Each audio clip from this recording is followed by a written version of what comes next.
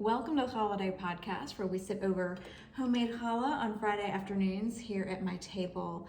I'm your host, Tammy Priest, a Jewish follower of Jesus, and it's great to be with you today as we take another look at intersections between the old and new. And yes, if you are watching the video version of Holiday today, you could see that our challah is streaked with pink and red for Valentine's Day, and my hands are actually still stained pink from early this morning.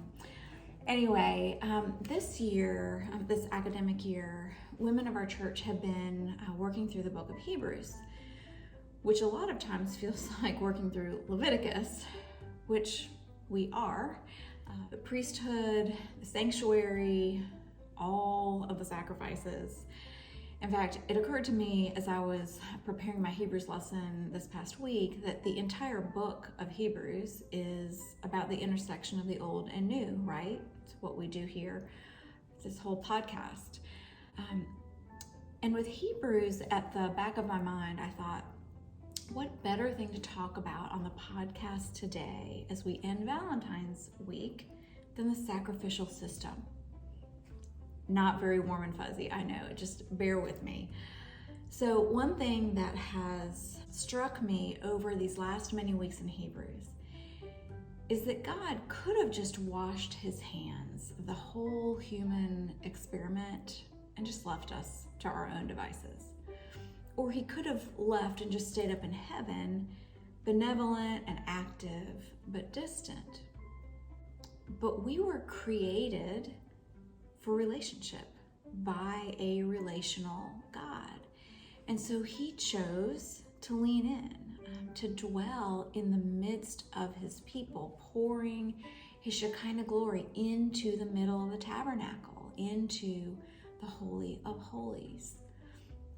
And all those layers of walls and tapestries and curtains and incense, people usually view that as ways that God was trying to keep people out, trying to keep us away from him.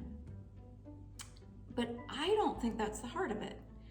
God made a way to be as close to his people as possible without completely consuming us in the process. The whole reason for all the layers was because God was with them.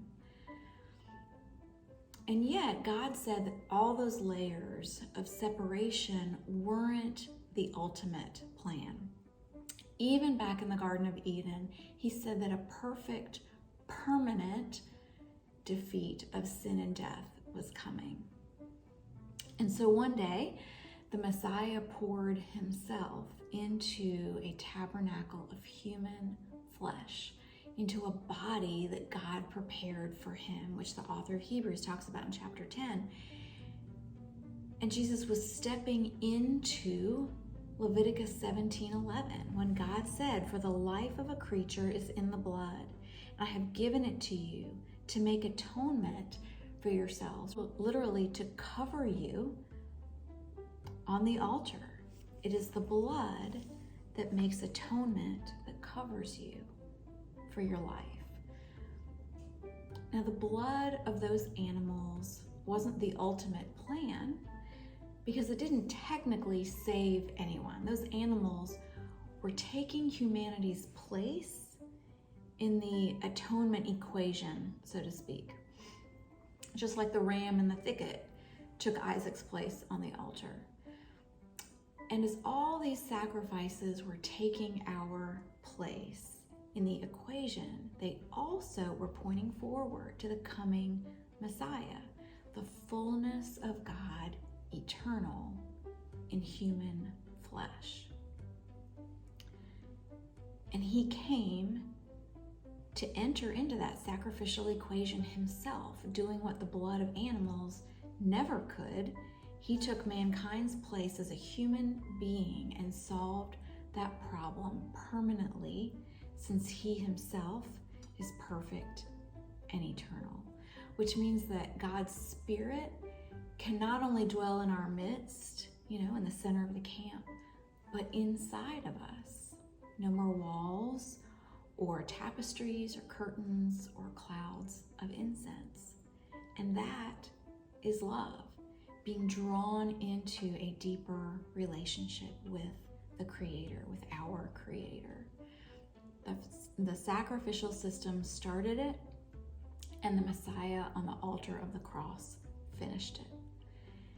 And so on this Sabbath Eve, as Valentine's week is drawing to a close, I pray that we would be captivated by all that God did in order to be in a relationship, to lean into a relationship with us, with me and with you and with all of humanity, and that we would each rest in the knowledge of that great love and the reality of the Spirit which now resides within us every day, and yes, on this